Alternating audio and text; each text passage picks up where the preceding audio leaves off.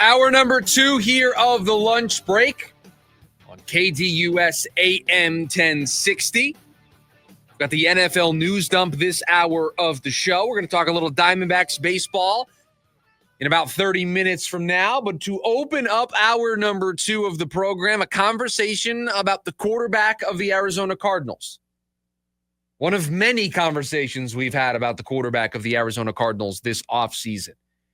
As he gears up for year number 7, as he gears up for what could be his last chance to prove to everybody involved, and I mean everybody, coaches, front office, ownership, fans, that he is the right guy to lead the Cardinals to a championship, back to the postseason, to a level of success that hasn't been around for a little bit.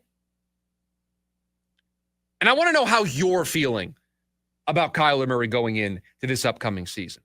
And so that's why I was very intrigued this morning reading a piece that Doug Holler put together for The Athletic, in which he included a poll that he had run over the weekend. And surprised I didn't see this poll.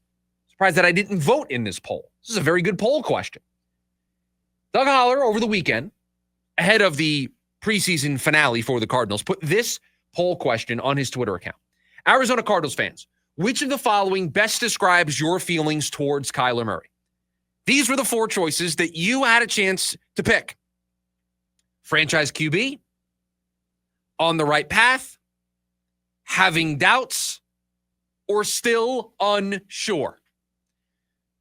Those 4 choices, franchise QB, on the right path, having doubts, still unsure. Where do you think the vast majority of your fellow Cardinals fans voted on their feelings about Kyler Murray going into the season?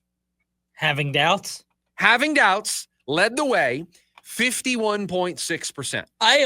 Can I be honest with you? I almost think where the option that it should be isn't even in there. What option would you like to add to the poll? Middle of the road. Is that not what still unsure is? I think I'm sure what he is. Like, we're 7 years in. I know what he is. So you would certainly not say franchise quarterback. You certainly would not say on the right path. You are coming at this from the perspective of... Okay, let me ask you this question. Would you say you're still unsure on Dak Prescott, on what he is? I don't know. I know exactly what Dak Prescott is. Do you know exactly what Kyler Murray is? I think it's a little different. And I'll tell you why I think it's a little different. I think there is a skill set for Kyler that provides him a higher ceiling that we haven't seen yet.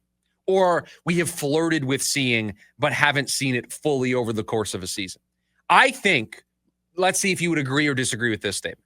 We have not seen, over the course of a 17-game season, Kyler Murray's ceiling as a quarterback. We have seen Dak Prescott's ceiling as a quarterback over 17 games. Agree or disagree with that statement? I'll agree. I'll agree. But at some point, 7 years in, if we don't see your ceiling, are you ever going to get there? That's why we're in the situation that this team is in ahead of this season. That's why this is a make or break. This is the breaking point. This is the turning point. This is make or break, however you want to describe it. We're here. Last chance saloon. We are at the end of the road. It is put up or shut up time. There is going to be no, year 8's going to be the year. No, year 7, this is it. This is the end of the journey. It's either going to happen or it's not going to happen. He's either going to do it, and then the answer to the question or that statement is both Kyler Murray and Dak Prescott have shown us their ceilings. And then you're going to choose whether or not that's a ceiling you want to sign up for. But I'm not surprised that 51.6% of the people that voted in Doug Holler's poll have doubts. Because you pulled some numbers today. You walked into my office and you said, I got some numbers for you. You ready for this? And I was like, okay, what do you got? And you pulled some numbers of Kyler Murray from last season that I think is all of the proof that you need in data form to back up what your eyes have been telling you, what your heart has been telling you, and what you have felt watching Kyler Murray over his entire career, but maybe more specifically watching him last season? You have those numbers right. I do. So here's what I'll tell you. Here's where things get interesting. So from the 49-yard line in, so in opponent's territory, Kyler Murray threw 7 of his 11 picks last year. So through 11 interceptions all year, 7 of them came in opponent's territory. One of them within the 20-yard line. So one of them in the red zone. The other 6 came from the 49 to the 20. So they're driving. He throws the pick. 4 of his interceptions came ahead by 1 score, from 1 to 7 points. So in a 1-score game with the Cardinals leading by that 1 score, 4 of his 11 interceptions came in those moments. Behind by 1 to 7, he threw 3. So in 1-score 7 games, of his 11 picks came in 1-score situations. So 1-score games in either direction, Cardinals leading by 1 score, trailing by 1 score or fewer. 7 of his 11 interceptions. There's a narrative emerging here. I'm ready to share it, but if you've got more data, I'll take it. Those are kind of the big glaring ones. So this is the takeaway. I will tell you, in the fourth quarter of the season, he threw 2 of his interceptions. So that is the number that you're like, that's not that bad. And with 7 minutes or less in every fourth quarter, he did not throw an interception last year. That's just interceptions. 1-score game, either side. More than half of his interceptions have been with that game script. More than half of his interceptions last season came in opponent's territory. What have we said about Kyler Murray and his turnovers? We have said that you are never going to change who he is as a quarterback. You have to accept that he is going to turn the ball over a little bit.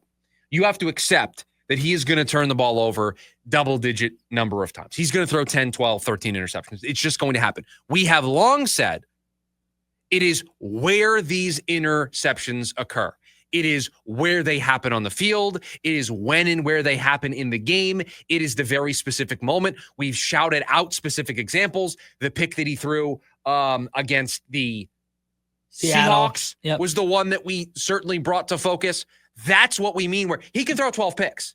He just can't throw them in opposition territory when you're driving down the field. Now, by the way, you don't want him throwing interceptions when he's on his own side of the field because you don't want him giving the opposition short field. The big thing that stands out to me is I can't have a quarterback turning the ball over in 1-score games and giving that momentum shift one way or another. Those are the ones that really stick out to me. 7 of his 11 picks are coming in 1-score games either way. So with the ball, with a lead, potentially going to extend the lead, or in a situation to come back and erase a deficit, that's where you can't have those interceptions. Let me give you 2 more interesting stats. 7 of his 11 picks came in the second half. Only 4 came in the first half, but 3 of those 4 came in the last 2-minute situation of the first half. And it shouldn't surprise anybody of why the team struggled in the second half. His turnovers skyrocketed. His interception total nearly doubled first half to second half. You just can't have that. I'm willing to accept some turnovers. I'm willing to accept, as part of who Kyler Murray is as a quarterback, this on a knife's edge, Houdini act, running around, making plays, has the arm talent to make basically every throw on the field. I got to live with, he's going to make some throws, and he's going to turn the ball over. It's just a product of him being the player that he is. He's also going to make some throws where you go, wow, there's like 4 other quarterbacks in the sport that can do that. So you have to take the good with the bad. I am aware of that, comes with the territory, and I'm good. It is just the timeliness, the situation that these turnovers come in that derailed this team last season. And that's why you have doubts. You have doubts because you need to see him not throw a turnover in a 1-score game on either side. You need to see him stop throwing interceptions, driving, down a touchdown, down a field goal, going for the lead, going for the tie.